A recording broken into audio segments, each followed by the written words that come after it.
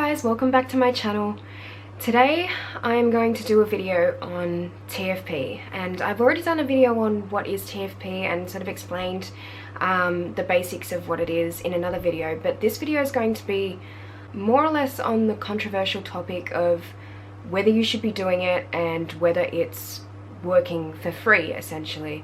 For those that don't know, TFP is time for print. So when photographers are collaborating with other creatives and no money is exchanged between either party, it is purely collaboration. That's when it is essentially TFP, and you give photos in return for their time. TFP has been getting a really bad name for itself lately, especially over the last couple of years, and it's very easy to see why, because people are being taken advantage of. Photographers are being taken advantage of by companies, by other creatives, and yeah, it's not good. It's not good that that's happening, but I honestly feel like it's been getting a bad name for itself for the wrong reasons. So personally, I think there is a huge difference between TFP and working for free. Because TFP, you are getting something in exchange for your time. It is beneficial to each party that is collaborating on a TFP shoot. So I think that's different to working for free. And this is where things are getting really misconstrued, and people are not wanting to do TFP anymore because, as I said before, people are being taken advantage of, and essentially they are having to work for free. And whether it's for exposure that's not really beneficial for the photographer, or the fact that, you know, they're doing it in the hope of maybe getting a job at the end of, you know, maybe an internship or something, and really in a way a lot of them are being taken advantage of because people just don't want to pay the photographer for their work and their time. I honestly feel that TFP is one of the best things you can do as a photographer, and it is honestly one of the greatest things you can do to improve your portfolio, to make contacts. It's the best way to do it. And I will always do TFP, or I will always do test shoots. Test shoots are essentially, as far as I'm aware, they're the same thing. I mean, over the last nearly 10 years or so that I've been doing photography, test shoots to me have been pretty much explained in the same way that TFP is, and there's not much of a difference there. I find that a lot of modelling agencies use the terms test shoots.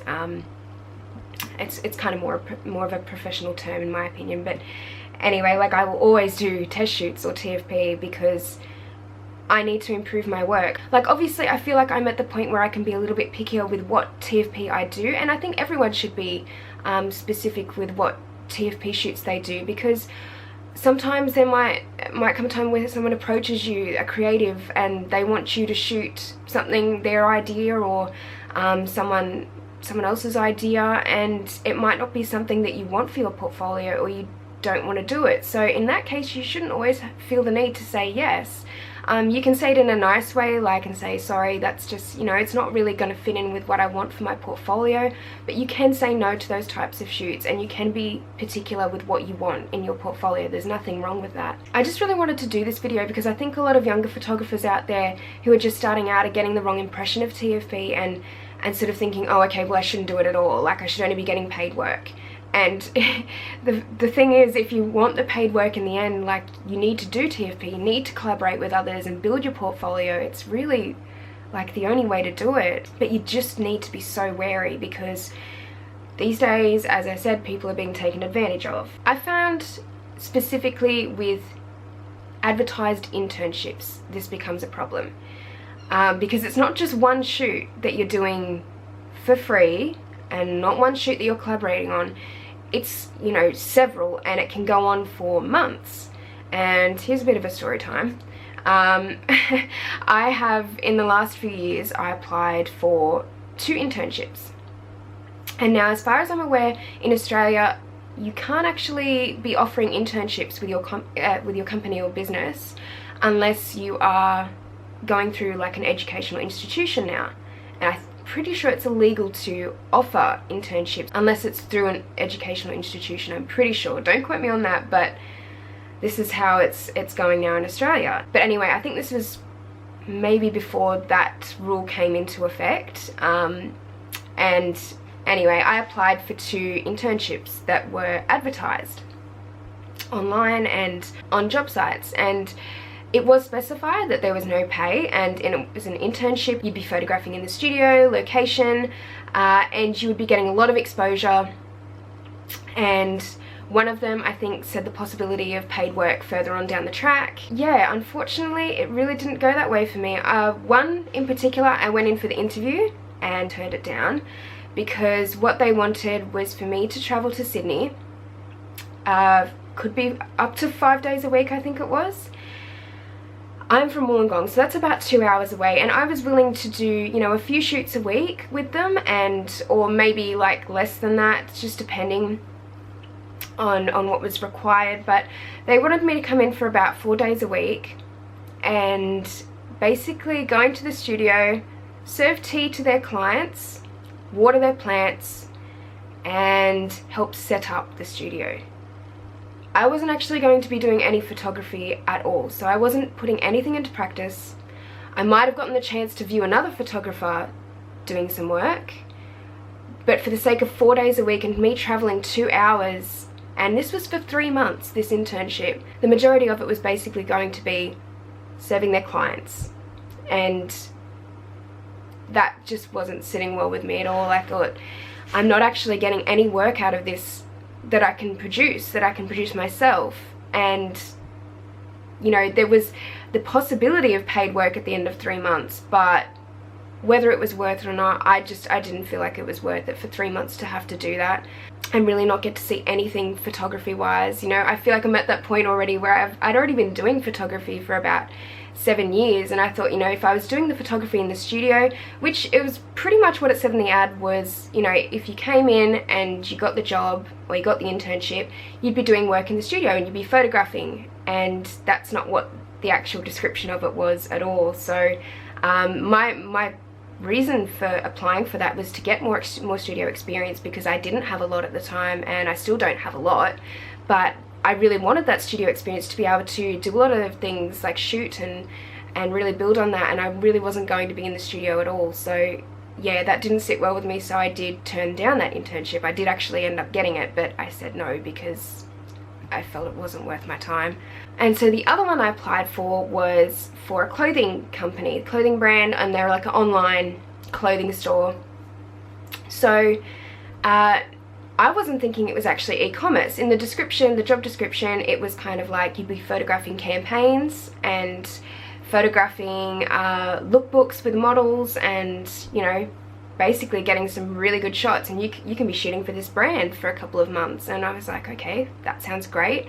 Might be good to get a few things like that in my portfolio, and I can say that I've shot for this client, and that'd be great. I went in on the first day and no one knew what was going on at all. I ended up spending about 4 hours doing e-commerce shots, which is just plain shots of clothing, you know, against a blank wall in like a studio environment, which I should have been paid for. And if anyone says to you that e-commerce shots are going to give you exposure or whatever and that you should be doing them for free, please don't, because they are really simple to do. There is a little bit of technical skill in them, but like I think once you get that down pat, they are quite simple shots, and you really need to be paid for that sort of thing because it is your time. But I spent about 4 hours doing it and I was pretty annoyed. And then I came back another day because I thought I was going to get to shoot the campaign this other day, so I was like, okay, we've got the e-commerce out of the way. And then I ended up spending another 2 hours doing e-commerce shots before we went outside. And the campaign that I was shooting was literally just the same model that had been doing the e-commerce shots, and we went across the road to a park, and that was a campaign. And to me, campaign is not just kind of winging it without a makeup artist, without hair, without anything really. Like, there was just no direction, and I wasn't even allowed to retouch the photos. The lady in charge told me that I wasn't allowed to retouch the photos for them to put on their website, and I was thinking to myself, I don't want unretouched photos. Like, that's part of my style, that's part of professionalism in photography and fashion photography, and it's just going to be shots straight from the camera that are literally, like, the makeup that was done was really bad because there was no makeup artist there, so they just did it themselves, and it was kind of like a huge mess that day. and I got really just annoyed, and I refused to go back there because there was going to be about 3 months of just doing e-commerce work that I wasn't going to be paid for. So yeah, it wasn't worth my time, and if anyone else is looking at doing that sort of thing, I would really suggest against it. Be very picky with internships. You know, obviously if they're through educational institutions, they're probably going to be a little bit more worth your time, but for those that are just looking online at job sites and stuff, please be very careful, because a lot of those people are definitely going to take advantage of you, and they honestly just can't be bothered to pay a photographer for their time or their work. And especially for e-commerce stuff like that, you know, people should be paid for that. I mean, it's not really a lot of stuff that you can use in your portfolio anyway, e-commerce, because the shots are so simple and they're going to be very much the same throughout the course of the day. So yeah, that was my silly mistake, and I really didn't look into it enough, but on both occasions I turned them down because it really wasn't going to be worth my time, and I felt like I should be paid for what I was doing. And it's so easy, I think, for people to be taken advantage of in these situations, so definitely be picky with what you do internship wise and collaboration wise. It really annoys me, I think, because it's tarnishing the whole TFP term, and not only that, it's making it harder for photographers to earn money overall, because people just expect work to be done for free in those circumstances, and it shouldn't be like that. People should be paid for their work. Yeah, it is really annoying, because a lot of these companies can afford to pay photographers, and then they just don't want to, because they'll use the term TFP, and if the photographer is getting exposure in return for it, then why should they be paid? And it's just wrong. It is really wrong, and I just want everyone to be really careful out there, because I've had some pretty bad experiences with it as well. It really sucks that it's like this at the moment, because I think when I first started out it wasn't so bad. Like, it was just TFP was TFP, and if you wanted to do it, you did it, and if it was going to be beneficial for you, you did it. And it should be like that now, and I feel like this is the best way to go about it. Use your instincts, and if it's going to be beneficial for you to do it, then do it. If not, don't even bother with it, and be picky, be specific with what you want for your portfolio, because in the end that's what you're getting out of it. You're getting something for your portfolio. So I hope this video helped clear up a little bit more why TFP is getting a bad name at the moment for a lot of the younger photographers out there, or the people just starting out. And yeah, just be very careful when you're doing TFP, but also remember that TFP is such a good thing when you're first starting out, and it is throughout your career. It enables you to be creative and do basically whatever you like on a photo shoot, and that's great. That's where you can be your most creative, because paid work doesn't always offer you those creative opportunities. You are very much set to a brief with a lot of creative jobs, so TFP is great. Just be careful.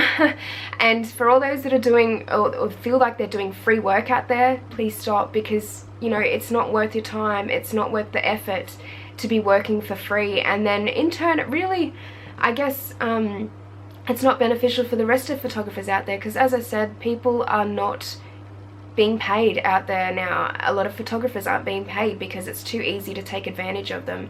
So yeah, just know your worth. Like, I'm sure there's a lot of photographers out there that have done work for free before and feel the exact same way that I do, but yeah, please be careful and keep doing TFP, but do it in a way that's beneficial for you. Alright guys, thank you so much for watching, and if you'd like to see more videos like this one, shedding a bit of light on different topics, then definitely let me know. But thank you guys very much for watching again, and I will see you next time. Bye!